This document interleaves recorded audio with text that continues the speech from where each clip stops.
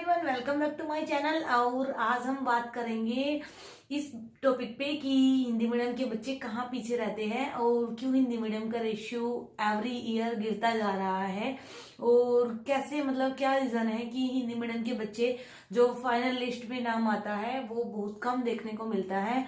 और सच बात तो ये है कि 100 से तो नीचे ही मान के, मतलब पहले ही आइडिया होता है जब रिजल्ट आता है। मैंने भी देखा था जब मेरा रिजल्ट आया था तब भी, और उसके बाद 2021 में भी, मतलब जब एग्जाम दोबारा 2021 वाला अभी हो रहा है तो इसमें भी आप देखना कि हर बार मतलब बच्चों का एक ही क्वेश्चन होता है कि हिंदी मीडियम के बच्चे कहाँ हैं, हिंदी मीडियम का रिजल्ट कहाँ है, किस रैंक पे जाके हिंदी मीडियम का टॉपर है। तो बहुत नीचे होता है। सही बोले तो टॉपर बोलने का मन भी नहीं होता, क्योंकि 250 के प्लस जाके आप रैंक लेके आ रहे हो तो उसमें टॉपर, क्योंकि अगर मैं खुद भी हूँ तो 200 से नीचे आके अगर तो टॉपर होना, क्योंकि टॉपर तो वही होते हैं जो टॉप 10 या टॉप 50 या टॉप 100 में आ जाए, और हिंदी मीडियम के बच्चे तो बहुत नीचे जाके आते हैं। तो थोड़ा सा मतलब अपने अंदर से कहीं से डिमोटिवेशन होता है हर बच्चे को कि हिंदी मीडियम के बच्चे इतना नीचे है तो क्यों है और उसका सोल्यूशन क्या है। तो आज हम बात करेंगे कि रीजन क्या है एंड सोल्यूशन क्या है और कैसे मतलब हिंदी मीडियम का रेशियो थोड़ा ठीक किया जा सकता है। तो चलिए हम शुरू करते हैं। वैसे मैंने बोर्ड पे समझाने के लिए सोचा था, लेकिन बोर्ड पे क्या हो रहा है, अभी प्रैक्टिस नहीं है तो मेरी हैंडराइटिंग थोड़ी गंदी हो जा रही है, जो कि मुझे बिल्कुल भी अच्छा नहीं लग रहा है। इसलिए मुझे लगा कि मैं इस पे समझाऊं, और बोर्ड थोड़ा छोटा हो रहा है तो दूर भी है, तो जब पढ़ाना शुरू करेंगे तो बोर्ड पे करेंगे। लेकिन अभी आप लोगों को अच्छे से समझानी है चीज़ें, तो इस पे अच्छे से आप लोग मेरे साथ कोऑपरेट भी कर पाओगे। आप लोगों को लगेगा कि कोई दीदी समझा रही है, कोई टीचर नहीं। तो चलिए मैं इस पे आप लोगों को समझाती हूँ। मान लीजिए जो हमारा यूपीएससी एग्जाम है वो 3 फेजेस में होता है। जैसे कि कुछ बच्चों को तो पता ही है, कुछ बच्चों को नहीं पता है, जो कि एकदम न्यू है यूपीएससी के फील्ड में, उनको अच्छे से समझ आ जाएगा। और जो पुराने हैं वो भी देख सकते हैं, सीख सकते हैं। यहाँ पे हमारा होता है प्रीलिम्स, जो कि ऑब्जेक्टिव टाइप होता है, और ये होता है मेंस जो कि सब्जेक्टिव होता है, और फिर हमारा होता है इंटरव्यू। अब मैं आपको बताऊं यहाँ पे क्या प्रॉब्लम क्या है। जो यहाँ पे हमारा 3 फेजेस में होता है मेंस पेपर, जिसमें कि एक ऐसे मान लो, आप ऐसे मान के चलो, और एक है हमारा जीएस वाला पोर्शन जिसमें चारों जीएस के पेपर होते हैं, और एक है हमारा ऑप्शनल। इसमें एक तो मैं आपको बताऊं सबसे ज्यादा फोकस अगर इन दो पे देना तब भी हो जाता है, लेकिन जीएस में क्या गलती करते हैं हिंदी मीडियम वाले, ये मैं आज आप लोगों को समझाऊंगी। उसके बाद जाके होता है हमारा इंटरव्यू। यहाँ पे जाके हो जाती है हमारा लैंग्वेज डिफरेंस, जो कि एक हिंदी में बच्चा होता है और एक इंग्लिश में बच्चा होता है। अब एक मैं आपको स्टेप बाय स्टेप समझाऊंगी कि कैसे क्यों कहाँ पे गलती होती है। तो सबसे पहले बात करेंगे प्री की, जो कि हमारा 2 पोर्शन में होता है। शो हो रहा है ना अच्छे से? एक सेकेंड मैं चेक कर लेती हूँ। हाँ, हो रहा है ना? तो जैसे सी सेट, तो यहाँ पे हिंदी मीडियम वाले बच्चों के साथ क्या होता है, जैसे कि हम ही हैं, मैंने भी ये गलती की थी, लेकिन फिर भी चलो मेरा प्री हुआ था, लेकिन हो जाता है ऐसा, बच्चों के साथ नहीं हो पाता। तो उससे क्या, मेरा इसलिए हो पाया था क्योंकि मैंने ऑलरेडी एसएससी सीजीएल की तैयारी की हुई थी, तो इसकी कोई इतनी ज़्यादा दिक्कत नहीं थी, क्योंकि रीजनिंग में मैं परफेक्ट हूँ और कंप्रेंशन में मैथ थोड़ा सा वीक है, बस थोड़ा सा, ज़्यादा मैथ भी वीक नहीं है। परसेंटेज के क्वेश्चन में कर लेती हूँ और नंबर सिस्टम वगैरह सब हो जाता है, थोड़ा बहुत चक्रवर्ती ब्याज वगैरह में दिक्कत होती है। तो चलिए बात करते हैं जीएस की।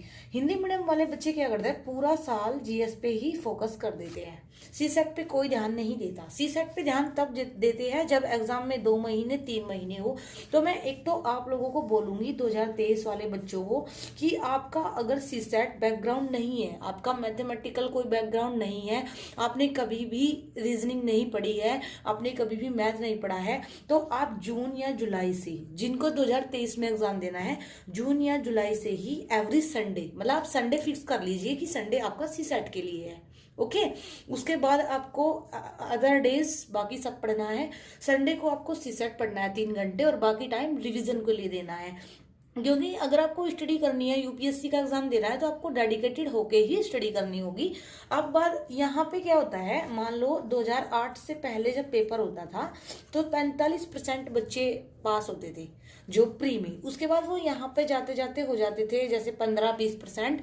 उसके बाद यहाँ पे जाके उनका रेशियो आता था वही 5 से 10 के बीच। अब जब 2013 के बाद जब सीसैट लागू हुआ है, जब आंदोलन हुआ था और ये सीसैट जो हुआ था, सीसैट को लाया गया था यूपीएससी के द्वारा, तब से क्या हुआ है कि ये यहीं पे 10% हो गया है। यानी कि हम जो हिंदी मीडियम वाले बच्चे हैं, बीए बैकग्राउंड से आते हैं या फिर कोई साइंस से किसी से भी आता है, होते क्या है उनका मैथ थोड़ा वीक होता है, बाकी चीजें तो वे यहीं पे 10% होते हैं। अब 10% का रेशियो जाके फिर मेंस में वो जीएस में क्या गलती करते हैं, वो इतना ज्यादा रट के जाते हैं, इतना ज्यादा पढ़ के जाते हैं इतनी सारी चीजें कि यहाँ पे भी वो 150 शब्दों को पार कर करके लिख के आते हैं, तो जिसमें नंबर कट जाते हैं। फिर यहाँ पे मान लो आपके 10% है, तो यहाँ की पे आपके जाके हो गए 5 या 6%, तो यहाँ पे तो आपके 2% हो गए, और 2 से तो ज्यादा ही आ रहे हैं। तो यूपीएससी की क्या गलती है? गलती हम लोगों की है कि हम लोग यहीं से सीसैट को नहीं निकाल पा रहे हैं। तो इसका, और फिर यहाँ पे पूरे साल क्या करेंगे, जीएस की प्रैक्टिस करते रहेंगे। जीएस में लिखने होते हैं हमें 150 वर्ड, और यहाँ पे लिखने होते हैं हमें 1500 वर्ड। तो यहाँ पे उनको दिक्कत होती है कि वो कचरा भर के आते हैं, एस्से के नाम पे कचरे की पेटी। तो यहाँ पे मैं आप लोगों को, जब आप लोग मेरे साथ प्रिपरेशन करोगे, अभी जून के बाद, जस्ट 5 जून के बाद 6 जून से मैं टेलीग्राम ग्रुप भी बना लूंगी, और 6 जून के बाद मैं अपनी आंसर राइटिंग भी स्टार्ट करूंगी, जिसमें कि एस्से की आंसर राइटिंग भी होगी। तो मैं आपको बताऊंगी कि एस्से कैसे लिखते हैं, एस्से के जो एस्पेक्ट होते हैं ना, जैसे मान लो कोई भी एस्से है, जैसे मान लीजिए कि धर्मनिरपेक्षता पे ही है, मैंने एक ऐसे लिखा हुआ है, मैं आप लोगों को दिखाऊंगी भी। तो जैसे धर्मनिरपेक्षता पे ही है, तो आपको इसके सारे सेगमेंट लिखने हैं, इसके जो आर्टिकल हैं हमारे पॉलिटिकल, सबसे पहले आपको इसके हिस्टोरिकल बैकग्राउंड लिखना है। हिस्टोरिकल में आप क्या देखेंगे कि पहले हमारे धर्म कैसे थे, मतलब किस तरह हम लोग मिलजुल के रहते थे, सब एक था, कोई जाति धर्म ये नहीं था। उसके बाद फिर धीरे धीरे जैन धर्म, बौद्ध धर्म, ये सब डेवलप होना शुरू हुआ, एक उस संप्रदाय अलग अलग बनने शुरू हुए, और अंग्रेजों ने जो बीज बोए वो आज तक जारी है। तो उसके बाद सेकंड इसका पॉलिटिकल एस्पेक्ट आप देखेंगे, तो पॉलिटिकल एस्पेक्ट में भी आपको इसके आर्टिकल मिल जाएंगे। आर्टिकल 25, आर्टिकल 14 समानता का अधिकार देता है, आर्टिकल 21 हमें प्राण एवं दही अपने तरीके से जीने का अधिकार देता है, एंड आर्टिकल 25 तो पूरा है ही धर्म पे कि हमें अपने अंतःकरण की स्वतंत्रता प्राप्त होती है, और हम अपने धर्म के अनुसार अपना सब कुछ कर सकते हैं। जैसे कि हमारे सिख जो धर्म के भाई हैं वो कृपाण रखते हैं, यानी कि तलवार। हम लोग नहीं रख सकते, लेकिन वो लोग रखते हैं क्योंकि उनके धर्म में रखना अलाउड है। ऐसे ही इसका आप इकोनॉमिकल भी, कि क्या इम्पैक्ट पड़ता है धर्मनिरपेक्षता होने से देश में इकोनॉमिकली, तो हर चीज के आप इस तरह बांट के लिखते हैं। बच्चे क्या करते हैं, कुछ भी भर के आएंगे, यहाँ पे फिर नंबर कट जाते हैं। और ऑप्शनल को लेके तो इतने कंफ्यूज होते हैं कि अब भी मेरे पास क्वेश्चन आते हैं कि मेरा एमएससी इस सब्जेक्ट से था, तो मैं इसी को ऑप्शनल लूँ क्या, जबकि मैं अपनी हर वीडियो में बोल चुकी हूँ कि आपका एमएससी में क्या था, आपका बीएससी में क्या था, आपका एमए में क्या था, डज नॉट मैटर। मैटर करता है कि आप उस सब्जेक्ट के साथ कितना कंफर्टेबल फील करते हो, आप उस सब्जेक्ट को कितना एंजॉय कर पाते हो। अच्छा, बैकग्राउंड में तो अगर मेरा देखा जाए तो मेरा भी केमिस्ट्री है ना, लेकिन ये तो नहीं है ना कि केमिस्ट्री है तो केमिस्ट्री लेना जरूरी है। ओके, तो यहाँ पे आप लोग एक चीज सीखिए कि ऑप्शनल आप वही ले जिसको आप पूरा एंजॉय करते हैं, जिसमें आपका बहुत ज्यादा इंटरेस्ट है। उसके बाद यहाँ पे आके फिर बात हो जाती है लैंग्वेज की। इंग्लिश वाले बच्चे में क्या होता है, इंग्लिश वाले बच्चे में एक कॉन्फिडेंस झलकता है, और हिंदी वाले बच्चों में भले ही वो पूरा शुद्ध हिंदी बोले तब भी थोड़ा उसका स्लो होता है। तो यहाँ पे आपको बस अपना कॉन्फिडेंस हाई रखना है। अगर आपका कॉन्फिडेंस हाई होगा ना, तो आप इंग्लिश मीडियम से हो या हिंदी मीडियम से हो, कुछ भी इफेक्ट नहीं करता है। बस आप में, आप एक बार बताओ, आप एक इंटरव्यू पैनल में गए और उस दिन आपका इंटरव्यू है, उस दिन 20 बच्चों का इंटरव्यू है और 19 बच्चे इंग्लिश मीडियम के हैं, आप अकेले बच्चे हिंदी मीडियम के हो, तो आप अपने आप को इतना तैयार करके जाओ कि वो 19 बच्चे और वो एक बच्चा, इंटरव्यूअर को वो एक बच्चा ही इंप्रेस कर दे और उनको लगे कि 19 बच्चे पीछे हैं और ये आगे है। तो अपने अंदर वो चीजें डेवलप करो, अपने अंदर कॉन्फिडेंस रखो, बोलने का, बात करने का, कम्युनिकेशन स्किल जो होता है, दूसरे की बात सुनने का, वो चीजें रखो, है ना। अब जैसे कुछ बच्चे यहीं पे इतना ज्यादा एक्साइटेड होते हैं कि वीडियो को पूरा नहीं देखते, कमेंट करना शुरू कर देते हैं। उसको बोलते हैं कि कम्युनिकेशन लेवल 0 है, किसी की बातें सुनना नहीं है, समझना नहीं है, वीडियो देखना नहीं है, बस कमेंटबाजी करनी है। ओके, आई होप कि जो ऐसा करते होंगे वो समझते होंगे। जिनको कोई पता ही नहीं है कि एनसीईआरटी पे वीडियो बनी हुई है। मतलब इतनी नॉलेज तो सबको होती है कि जाके प्लेलिस्ट चेक कर ले या जाके वीडियो चेक कर ले। तो आई होप कि आप समझ गए होंगे। तो यही मुझे समझाना था। तो जो मेन प्रॉब्लम है, एक यहाँ पे है, एक यहाँ पे है, और एक फिर कॉन्फिडेंस में है। तो सबसे पहले इसका समाधान क्या है? अभी इसका समाधान मैं उस साइड समझा दूंगी आपको। सी सेट का समाधान है कि जो 2022 के बच्चे हैं वो तो लग जाए और टेस्ट सीरीज जितना हो सके उतनी टेस्ट सीरीज दीजिए। और आज एक दीदी ने मुझसे बोला था कि विजन की तो 35 होती है। तो मैं आपको बताऊं, क्वालिटी मायने रखती है, ना कि क्वांटिटी।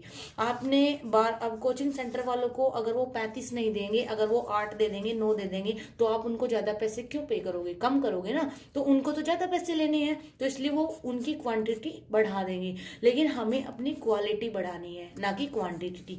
तो होता क्या है, मैंने खुद से एनालाइज किया है। एवरी क्वेश्चंस मतलब रिपीटेड होते हैं। मैंने स्टार्टिंग में ऐसे ही बहुत सारी मंगाई थी, लेकिन रिपीटेड होते हैं। जैसे आपने मान लो ज्योग्राफी का सेक्शनल वाला एक कर लिया, आप जब उसकी सेकंड करोगे अलग होगी, थर्ड करोगे अलग होगी, जब आप उसके 6 या 7 उठाओगे तो रिपीटेड मिलेंगे आपको। तो उससे कोई फायदा नहीं है। इसलिए सेलेक्टेड करो, अच्छी करो। मतलब आप भले ही 7 करो, 8 करो, 4 करो, 5 करो, लेकिन उनको ऐसे करो कि बाद में उनका एनालाइज अच्छे से करो। और ये होना चाहिए कि अगर आपने 100 क्वेश्चन किया है तो उन 100 में से तो आपका कोई छूटना ही नहीं चाहिए। मतलब जब आप उसको नेक्स्ट लेवल पे करो, एक बार करने के बाद दोबारा से चेक करो और दोबारा उसका एनालाइज कर लो, तो ये होना चाहिए कि अब उन 100 में से कोई भी क्वेश्चन आपके एग्जाम में आ जाए, आप उसको कॉन्फिडेंसली हैंडल कर पाएंगे।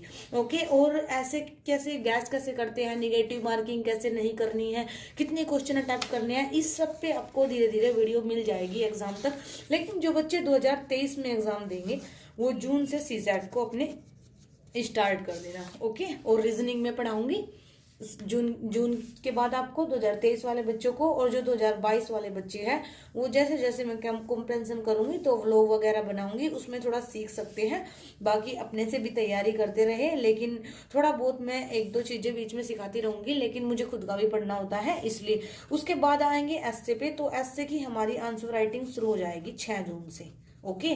और टेलीग्राम ग्रुप बन जाएगा, तो सारे बच्चे ऐसे लिखना, आंसर राइटिंग करना। और एक दिन में क्वेश्चन दिया करूंगी, तो एक दिन में एक ही क्वेश्चन या 2 क्वेश्चन किया करेंगे। 2 क्वेश्चन ठीक है, और संडे को किया करेंगे 10 या 20 क्वेश्चन। ओके। मतलब डेली करेंगे 2 क्वेश्चन और संडे को करेंगे 10 या 20, पूरा एग्जाम की तरह 3 घंटे बैठ के सब बच्चे उनको किया करना। और एक दिन बीच में कोई ऐसे का कर लेंगे, या वीक में 2 डेज कर लेंगे, ऐसे करेंगे। उसके बाद यहाँ पे कॉन्फिडेंस मेरे साथ रहते रहते आपको खुद ही आ जाएगा। सबसे पहले आप अपने अंदर कॉन्फिडेंस लेके आइए बात करने का, फिर सब हैंडल हो जाएगा। तो आई थिंक कि आप लोगों की प्रॉब्लम सॉल्व हो गई होगी। और फिर भी अगर डिमोटिवेशन होता है तो मेरी मोटिवेशन वीडियो देख लीजिए। और वही है कि सबसे बड़ा मोटिवेशन मैं बताऊं क्या होता है। सबसे बड़ा मोटिवेशन ये होता है, आप किसी एग्जाम की तैयारी कर रहे हो, जरूरी नहीं है कि वो जॉब के लिए ही हो। ओके। इधर उधर घूमने से, फालतू में टाइम वेस्ट करने से अच्छा होता है कि आप कुछ सीखते हो। अब मुझे देख लो, अगर कल मेरी जॉब ना लगे तो मैं बेरोजगार तो नहीं हूं ना।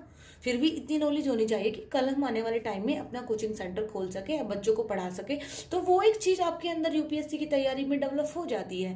तो ज्यादा मतलब डिमोटिवेशन होने की क्या जरूरत है? डिमोटिवेट क्यों होना है? एक एग्जाम है ना, जस्ट एग्जाम मान के अगर करोगे तो कभी डिमोटिवेट नहीं होंगे। और चीजों को सीखने के लिए पढ़ो, ना कि रट्टा मारने के लिए या ओनली एग्जाम क्लियर करने के लिए। और अगर ऐसे पढ़ोगे तो कभी डिमोटिवेट नहीं होंगे। मान के चलो कि आप अभी किसी से कम थोड़ी ना हो, तो डिमोटिवेट क्यों होना है?